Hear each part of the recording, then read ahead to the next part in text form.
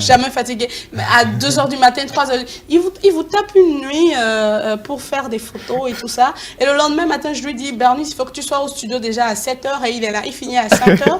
Il rentre de 5 heures à 6 heures, il dort. Et à 7 heures, il est au studio. Il est incroyable, ce monsieur, franchement. Alors, Bernice, comment vous avez découvert votre passion pour l'audiovisuel? Moi, à la base, je ne savais pas que j'allais devenir photographe. Je ne savais pas. Je marchais avec Stéphane Bossa, qui est le photographe de Samuel Eto'o. Donc, ouais, on a grandi dans le même quartier. Du coup, quand il sort, moi, je l'accompagne un peu partout sur ces événements. Il dit, Bernice, tu es où? Viens avec moi. Donc, petit à petit, à force de traîner avec Stéphane Bossa, à force de garder la caméra, pour Stéphane Bossa, aujourd'hui, je garde la mienne. Voilà. En fait, vous avez un tout petit peu fait comme un stage avec Stéphane Bossa. Non, pas stage. C'était une collaboration? Stage. Non, c'était pas une collaboration. C'était une fraternité. Ok, d'accord. Vous aviez de la proximité, voilà, vous êtes frères en fait. Voilà, donc il m'a dit, donc quand j'ai eu le bac, j'ai dit, ah Stéphane, j'aime bien ce que tu fais. Métier. Ouais, même à donné, il dit, va faire une formation. À la base, il n'y avait que ISMA. Et ISMA, c'était pas cher, c'était vraiment cher. Donc mes parents n'avaient pas les moyens. Donc je suis entré à l'université, j'ai fait la première année, la deuxième année. Et la troisième année, je n'avais pas trop envie de faire la troisième année. Donc je suis rentré en audiovisuel grâce à ma mère qui m'a payé une formation à Video Leader. Je fais un gros big up à ma mère. Et voilà, donc, coucou Madame Gogan, franchement, je crois que Bernice, c'est un jeune qui vient de loin que je connais. Moi, je l'appelle Bro, c'est mon jeune frère, je l'aime beaucoup. Il est très passionné de son métier et on a déjà fait beaucoup de choses ensemble avec lui. Et Event House, aujourd'hui, c'est un grand studio de vidéo-photographie qui dispose vraiment de matériel pour vous accompagner dans tout ce que vous faites. Alors, Bernice Gogan, la vie n'a pas toujours été rose pour vous, non, hein? Non. La vie n'a pas toujours été rose pour vous. Pas. Alors pour vous, la photographie, comment vous définissez la photographie? Définition de la photographie, comme je l'ai dit, c'est un art. Ouais, tout simplement. Chacun fait de la photo. Il y a en plus ce que les gens ne comprennent pas, c'est qu'il y a plusieurs dimensions dans la photographie. Il y a des photographes qui font le blanc-noir, il y a des photographes qui prennent des images artistiques, il y a des photographes qui sont spécialisés dans l'événementiel, un peu comme moi. Il y a plusieurs types de photographes et chacun apporte sa retouche. On ne juge pas l'autre parce qu'il a fait. Non, c'est sa photographie, c'est son métier, c'est son art, c'est sa passion. Donc, en gros, la photographie, c'est un art tout simplement pour moi. C'est un art qui permet d'immortaliser, on va dire, non? Oui, d'immortaliser des choses. Les moments forts des autres. Ouais, en gros, c'est ça. Exactement. En tout cas, félicitations pour cette passion qui aujourd'hui est un métier pour vous. Parce que quoi qu'on dise, vous en vivez aujourd'hui. Donc on peut dire que c'est un métier. Alors, Monsieur Gogan, quand vous avez découvert que vous vouliez faire de la photographie et tout, est-ce que votre père était partant? Est-ce que votre famille, en dehors de maman, qui vous a soutenu, vous a accompagné, est-ce que vos proches, votre famille étaient quand même du même avis que vous pour que vous puissiez embrasser une telle carrière? Ah, mon fils, on va dire demain qu'il est photographe, est-ce que vous n'avez pas vécu ça? Comment ça s'est passé? Comme je le disais au début, j'ai eu que ma mère. C'est une longue histoire. Allez-y, on est tout de suite. C'est une longue histoire. Bon, il y avait eu des problèmes à la maison avec papa, donc il y a papa qui m'a renvoyé de la maison. Pour un problème, pour une erreur que j'ai fait, donc il m'a renvoyé de la maison. Et ma mère n'aime pas ça. Ma mère n'aime pas quand son fils est au dehors. Et ma mère, quand elle part au marché, elle s'inquiétait. Bernice sera où? Donc elle était gênée. Et je me rappelle quand je l'amenais pour ses soins de massage vers Godomain. Donc au retour, on passe devant Video Leader. J'ai dit, cette école me plaît. Ok. Donc elle a commencé à elle avait ça en elle. Moi, je ne savais pas. Donc, quand papa m'a renvoyé de la maison, un soir, il m'a appelé, ma mère m'a appelé. Il dit, bon, j'ai payé ta formation à Video Leader. Donc, le lendemain, tu iras à Video Leader. Waouh, j'ai la chair de poule, oh mon Dieu! C'est comme ça qu'elle a fait, maman? Ouais, c'est comme ça qu'elle a fait. Et puis, je te dis pas, c'est même pas qu'elle avait les sous, hein. Elle a prêté les sous pour aller payer ma formation. Oh mon Dieu, il n'y a rien de plus beau qu'une mère. Je pense qu'aujourd'hui, elle doit être fière. Je comprends maintenant pourquoi tu l'élèves autant, pourquoi tu lui donnes sa place.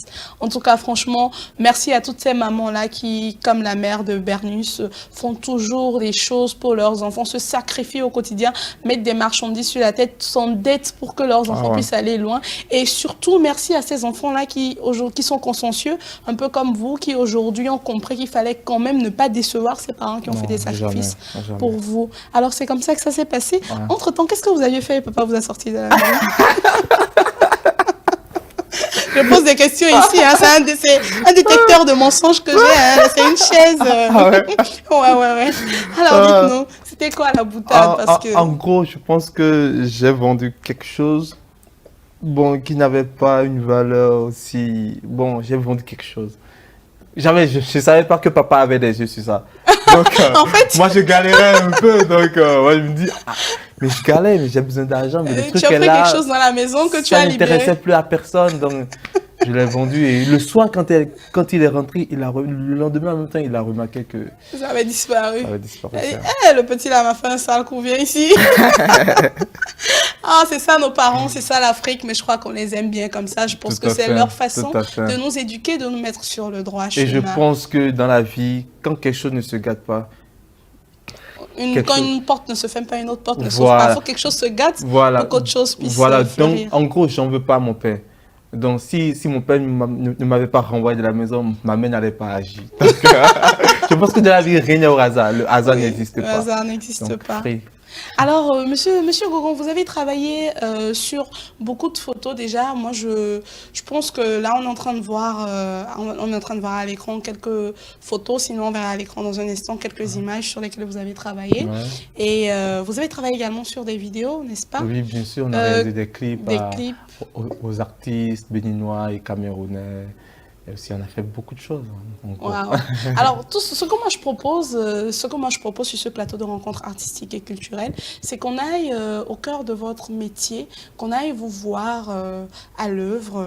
On découvre déjà quelques photos de vous et on revient dans ce studio. Après, on découvrira quelques vidéos.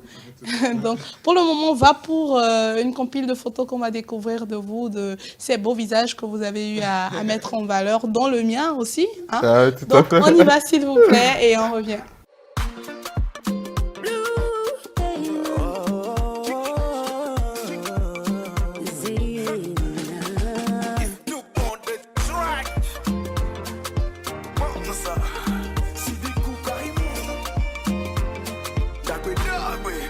Amoureux de la béninoise, togolais que je suis, de la ronde et ma dauphin, ne bangabe bénévier mouni.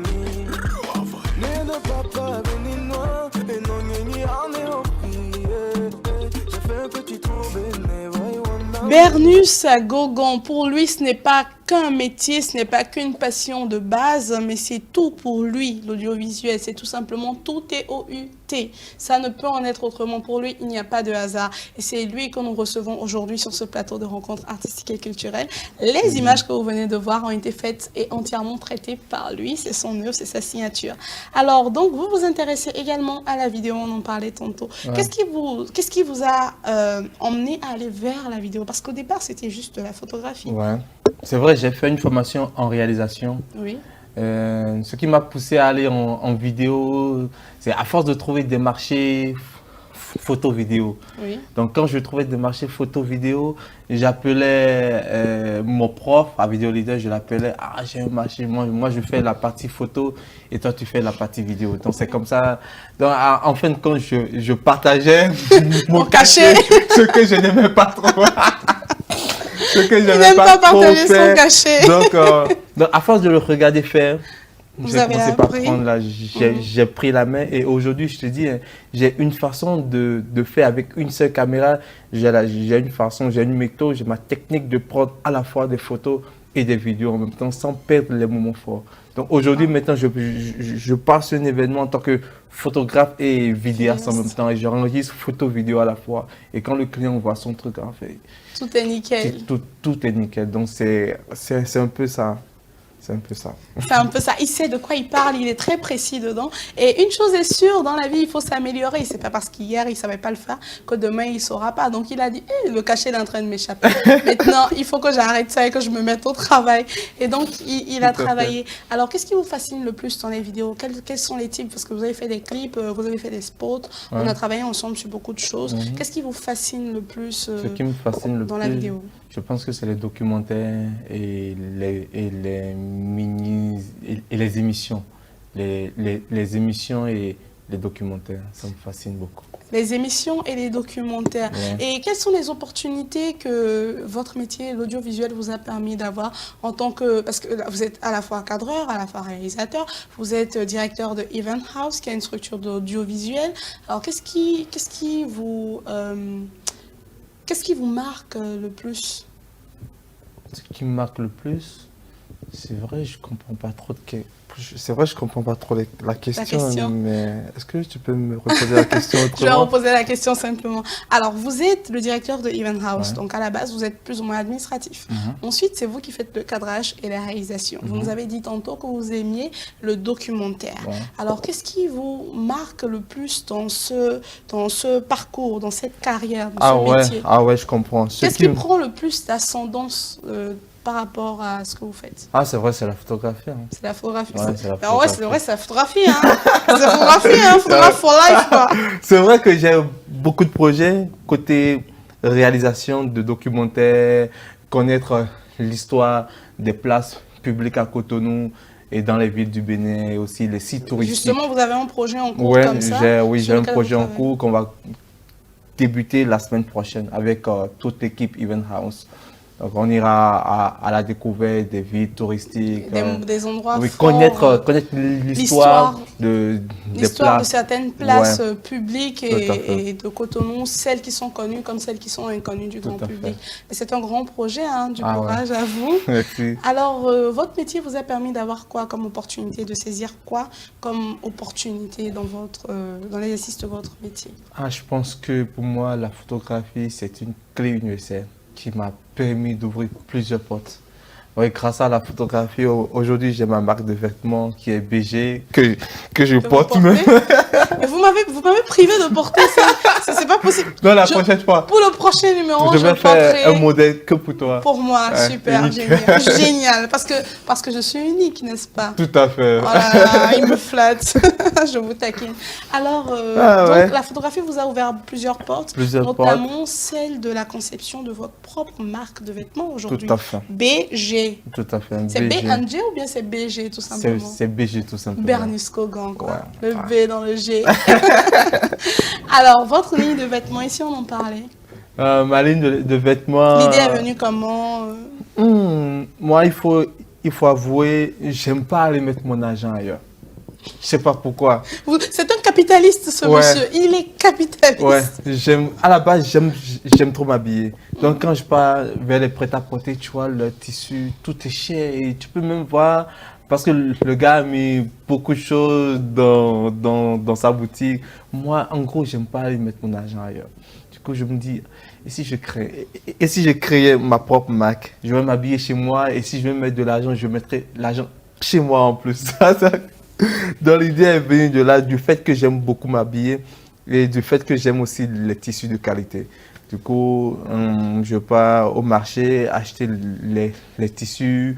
J'ai mon propre tailleur à qui je remets les tissus et lui il coud aussi. J'ai des fournisseuses au Nigeria et qui m'envoient des tissus de qualité. Et voilà et ça a commencé comme ça. Ouais, ça a commencé comme ça. Du coup, pour m'habiller aujourd'hui, pour moi, c'est très facile. En fait, c'est pas vous vous avez des collaborateurs qui travaillent pour vous. Sinon, ils gardent pas la machine. Tout ce qu'ils savent garder, c'est une caméra. Je vous garantis. Alors, Bernice, je propose qu'on aille découvrir quelques extraits de certains spots audiovisuels sur lesquels vous avez déjà travaillé, quelques extraits de ces spots-là pour qu'on puisse toucher du doigt votre travail avant de revenir dans ce studio. Donc, quelques extraits de spots, c'est bon pour vous ou vous voulez qu'on découvre autre chose? On y va.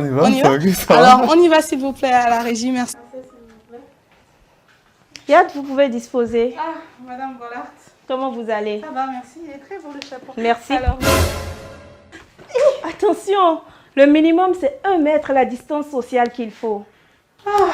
Oui, le coronavirus. Exactement, c'est cela. Ouais, vous avez raison. Je suis Aurore Abougourin, promotrice du label Polar. Le coronavirus est une maladie très dangereuse. On en parle partout aujourd'hui sur les médias, sur les réseaux sociaux. On sait que ça attaque les voies respiratoires, ça attaque les personnes d'un certain âge très fragiles, mais également les tout petits qui sont hypersensibles. Contrairement à ce qu'on pourrait penser, ils sont des vecteurs de ce mal-là.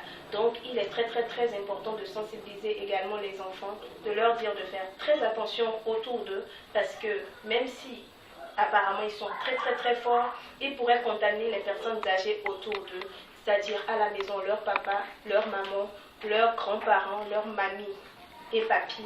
Je parle ici en tant qu'éducatrice où j'invite les parents et les enfants, je les invite à s'auto-protéger face à ce virus qui est en train de tuer dans tout le monde entier.